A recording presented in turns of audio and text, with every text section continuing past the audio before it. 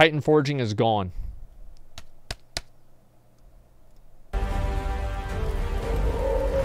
Okay. Well, I hope you're ready for 4 layers of RNG. Hey everyone, and welcome back to another Warcraft video. Today we're doing a deep dive into the new corrupted gear system of Visions of N'Zoth. We've tested this extensively in-game. We're also armed with the detailed data mining of Wowhead and Blizzard's own post detailing their goals and how the system works. So today you're going to learn how the new mechanic works, though of course the final balance is yet to be seen. Now, my opinions do tend to run hot on gearing. They certainly do here, so I'll save them till after the breakdown. Now, one thing I will mention is a lot of people say not to give feedback because it's only PTR. That's and when this you is give often feedback. said when What do you people mean? don't like the feedback. And it's pretty absurd. It's called the public test realm for a reason. It exists for players to give Blizzard early feedback. Blizzard in their post literally asked for feedback on the system as a whole. With that in mind, let's get to it. So corrupted gear is the... Imagine thinking a test realm that's based off of iterative development derived from people that are giving feedback.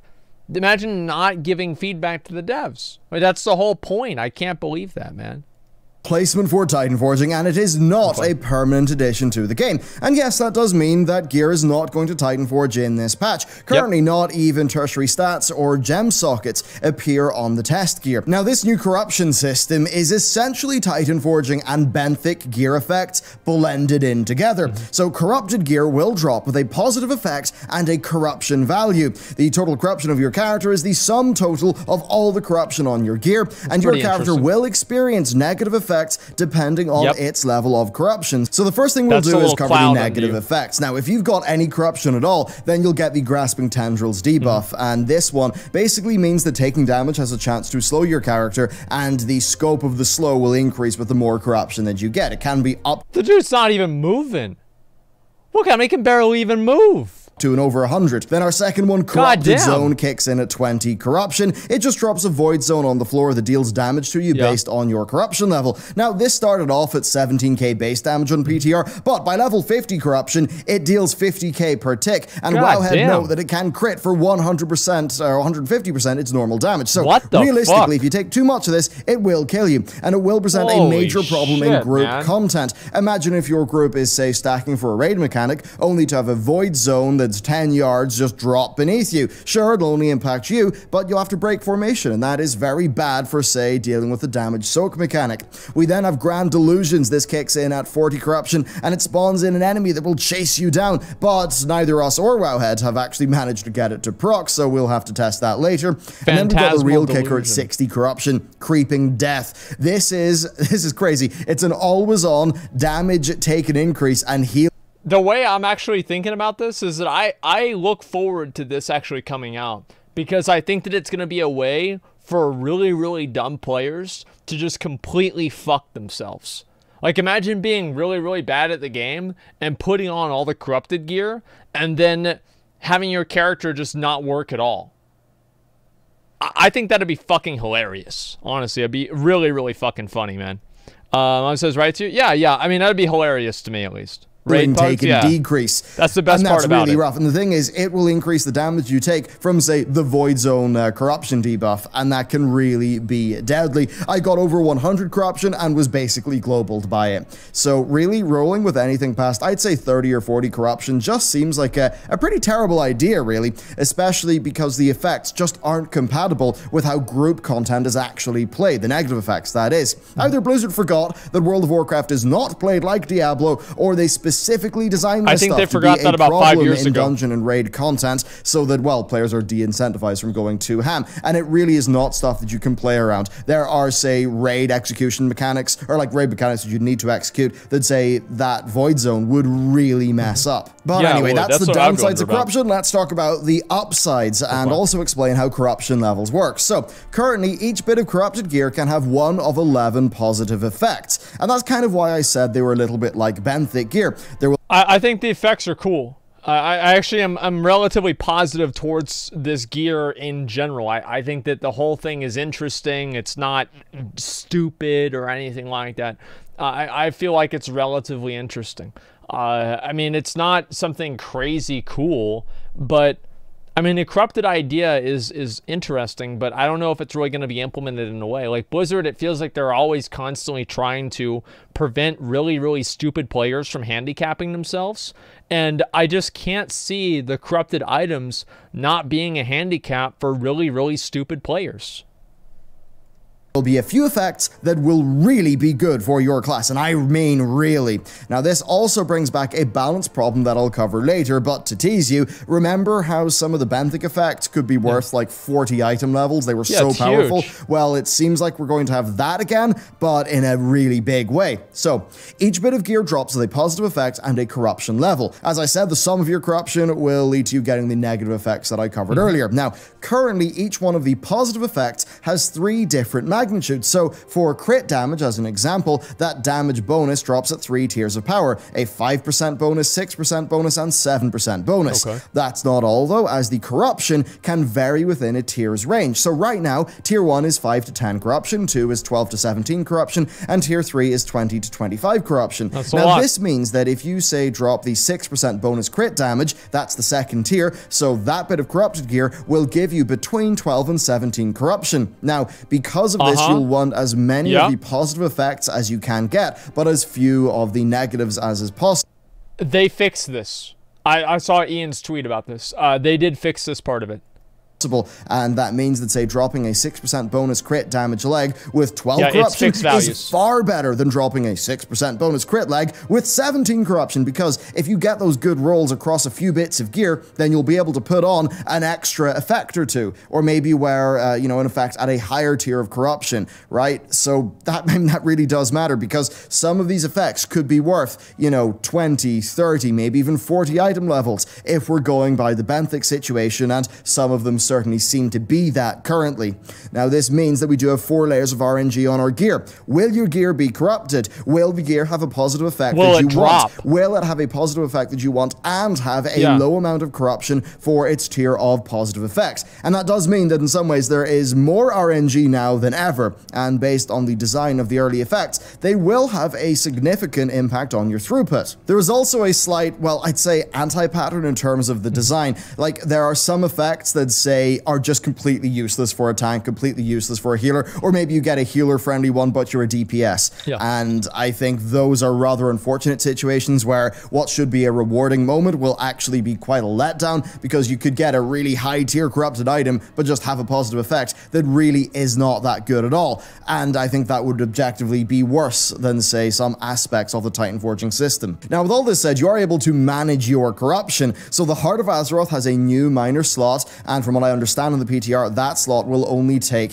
a new anti-corruption essence. So that I do think that the way that the Azerite gear and the necklace and the essences and everything, I like that. I genuinely think that it's good. I know that might be, you know, upsetting for people to hear, but I actually think that it would be very, very good. For them to do more of the necklace levels. The reason why I like the essences is that they affect all different elements of the game. It allows you to, like, it meshes like Mythic Plus and raiding and PvP and world quests and these different things that you can do in the game, and the essences are able to help you in the entire game, but you can only get them from one different source. So it encourages players to go and play the game in different ways that they wouldn't normally do, because they want to get those types of essences. So I actually think the essence system is good. It's one thing you can do, but the primary method of decreasing corruption is your legendary cloak. Blizzard in their post said that as you upgrade the cloak, you will get increased corruption resistance. Now, many speculated that corruption resistance would be part of the infinite trait in the Heart of Azeroth, but Blizzard have not mentioned that. And probably with that cloak, I think it maxes out at eye level 475, so you'll get however many, you know, corruption reductions come from doing that. Now, you might be thinking, okay, if my drops are corrupted, but I can't handle any more corruption, is that drop useless? Well, technically no, because you can cleanse corrupted gear for free, and that means you can always use gear that drops for you. Of course, that will remove the corruption effect though, so you'll also lose the positive. So overall here, it seems like your ever-increasing tolerance to corruption via the cloak will be a steady nerf to Battle for Azeroth content. Indeed, you often do see them go a little bit off the rails with the final patch of an expansion, maybe a little bit like how Legion powered us up so much through 7.3 and 7.3.5, but I expect Blizz will not go that high, because going from from like complete god to BFA starting character did not feel good. Now going into this system, like in a realistic scenario, assuming you get say 20 or so resistance from your first essence and the start of the legendary cloak, you'll be able to wear like 2 bits of like perfect roll tier 1 corrupted gear and get like no downsides, or maybe just 1 bit of tier 1 gear that's a little bit more corrupted.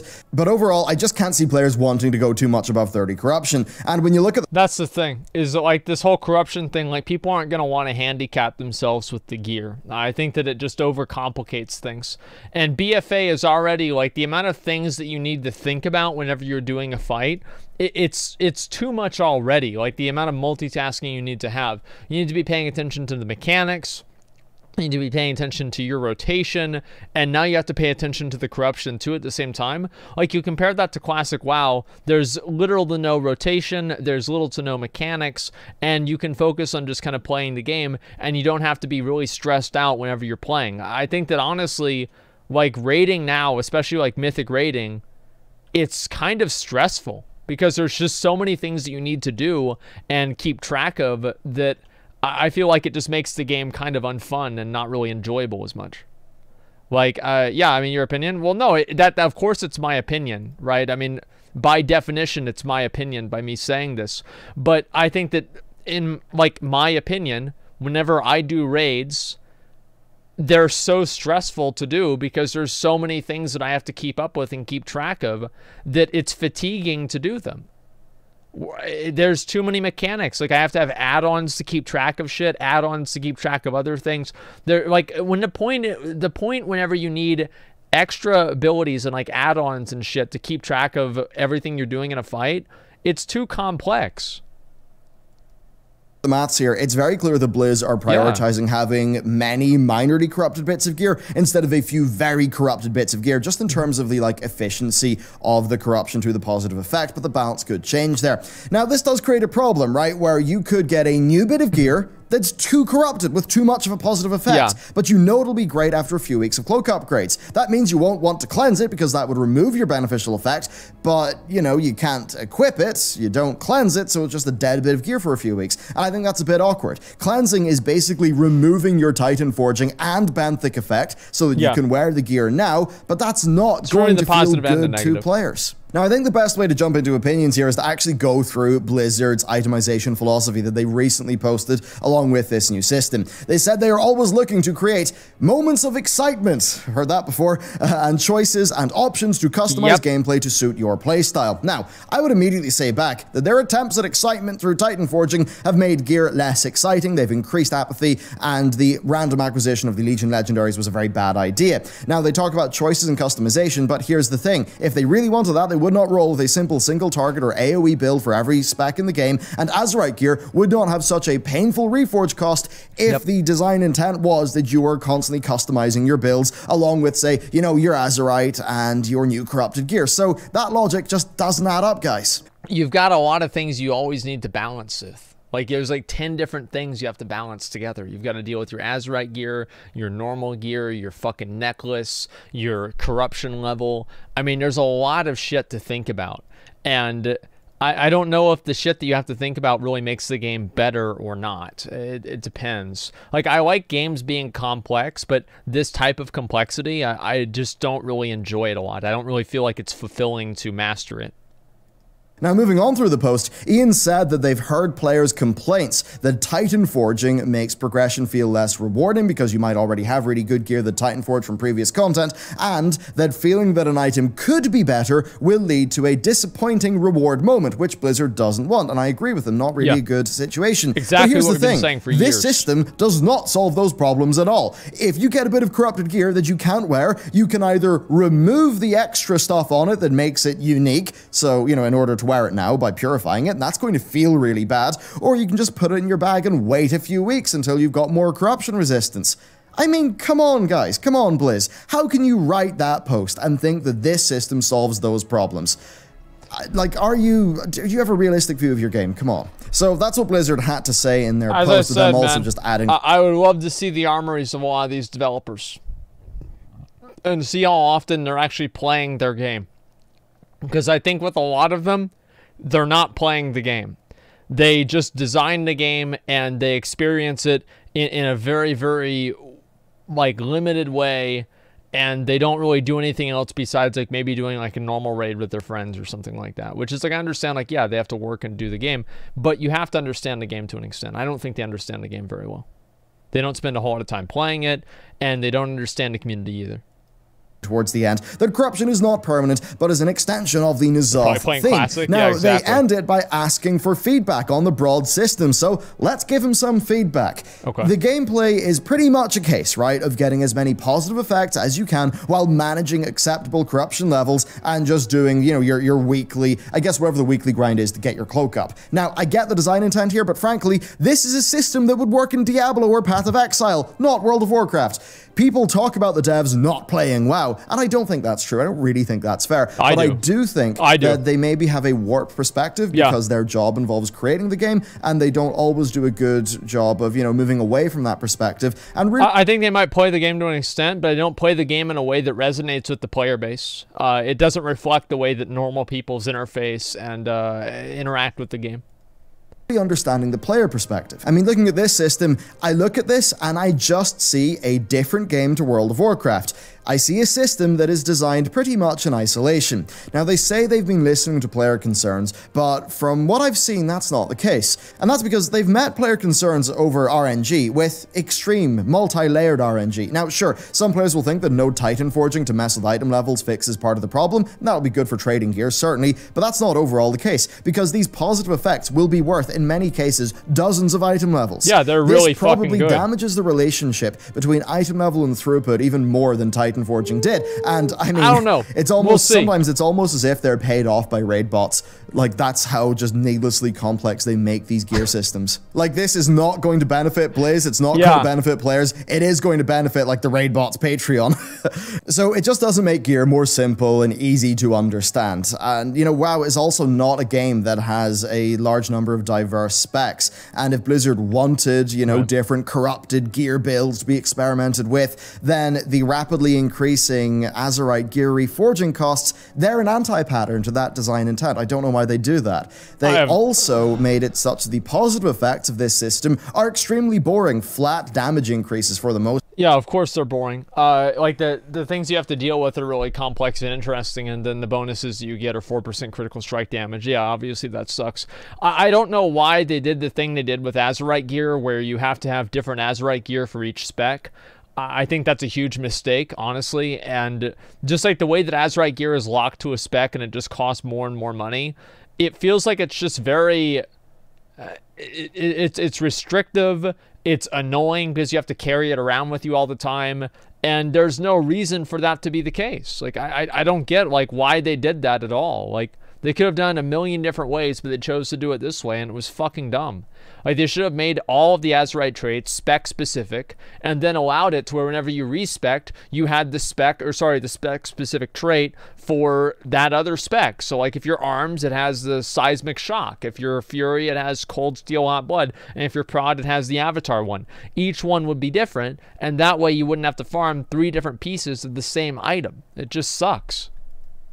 Part, or just, you know, flat increases for the most part. That's something they've said they think is boring in the past. The only interesting gameplay comes from circumventing the punishments that they give to you. Now, I think that might work in a game with a really fast loop and the kind of just look and feel of Diablo or Path of Exile, but I mean, for the 7 millionth time, World of Warcraft and Diablo are different games, and I really wish Blizz would just get that finally. This also clearly continues a pattern of overcompensation from Blizzard. The positive and negative effects of the Crucible of Storms gear were really cool, and I praised them at the time. They were an option, they were a part of gearing to think about. They did not define the entire gearing system of the game.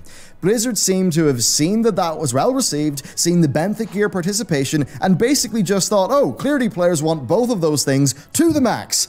And also want them to be the foundation of gear in World of Warcraft, because corruption is foundational to the gear of 8.3. Guys, with 8.3, it seems like you are designing World of Warcraft's gear as if you are designing the seasonal quirks of Path of Exile. Again, they're entirely different games. And I've got to be real with you here, the lack of clear progression and the mountains of RNG is the primary reason why I'm completely unmotivated to work on my characters, that plus the, you know, inevitable catch-up.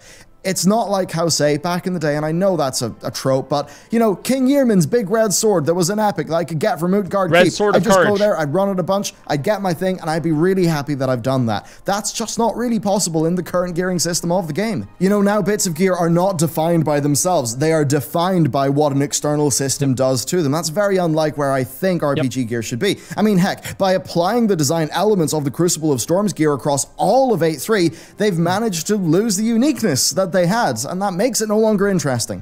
They were cool because it was just a few unique slots that had very clear, you know, drawbacks and positives. This is just more RNG, more complexity. How Ian could say the corrupted gear is based off listening to player feedback and then push this to the PTR, I just do not know. I mean, here's a more— Well, I don't think it's really the same thing, because like the bonuses that you got from the fucking the Crucible gear were just bonuses. Like, you didn't get anything bad out of that. They were just bonuses. It was awesome. I thought the Crucible gear was really cool. Now, obviously, like, yeah, if every piece is like that, it gets a little bit boring.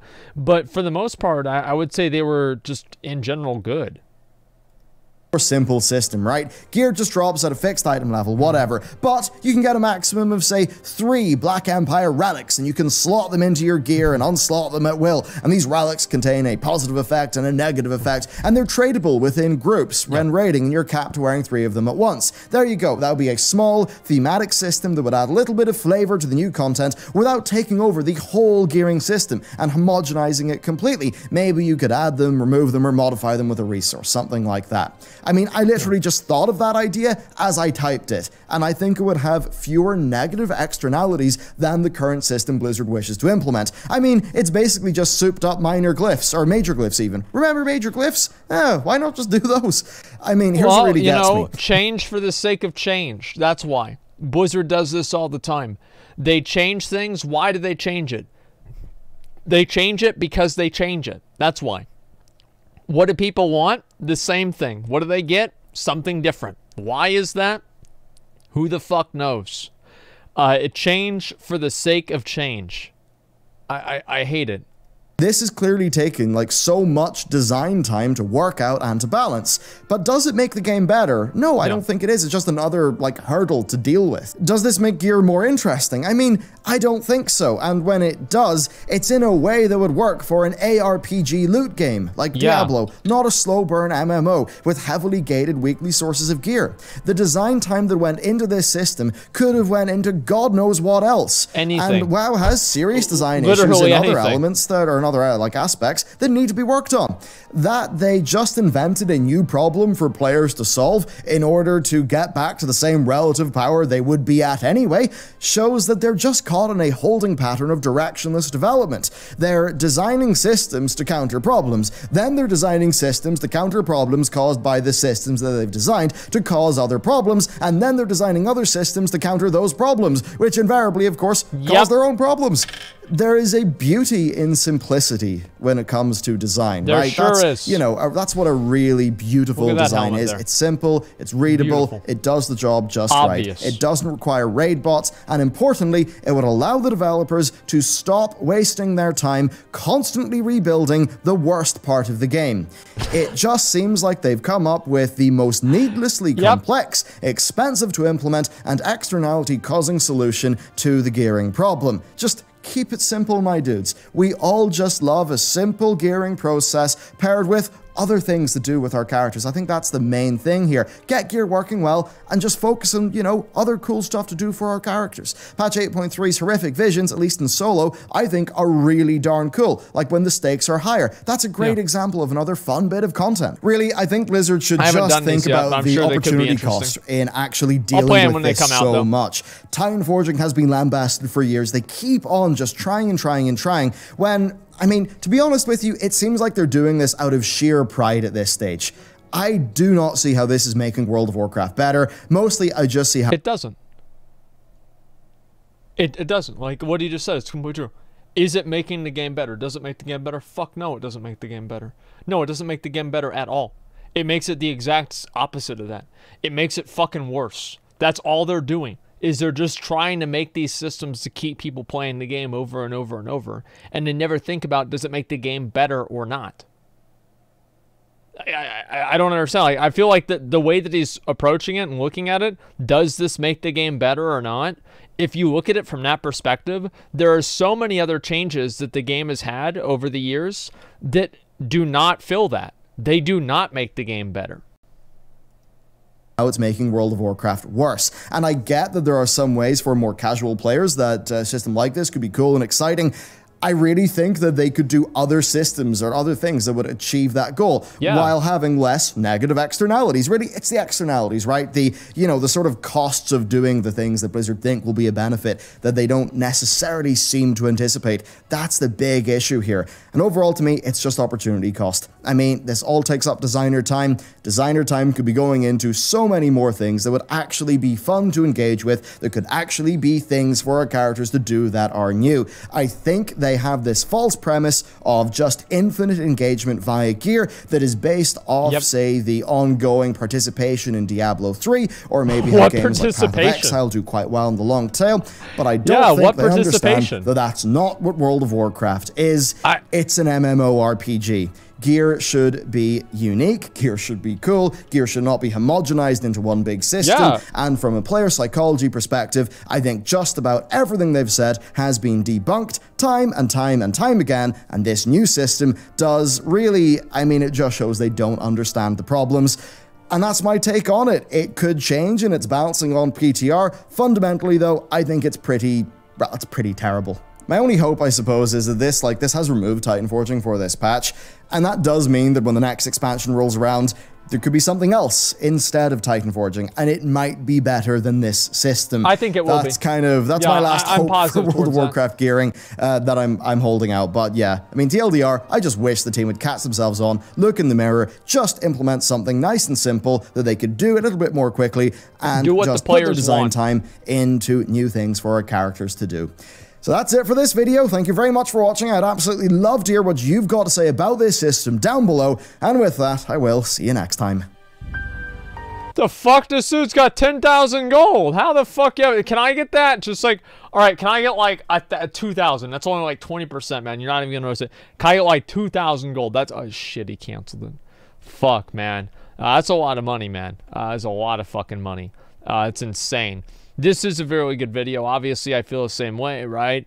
We want less RNG. We can't hear you over the slot machines. But the camera died. Okay.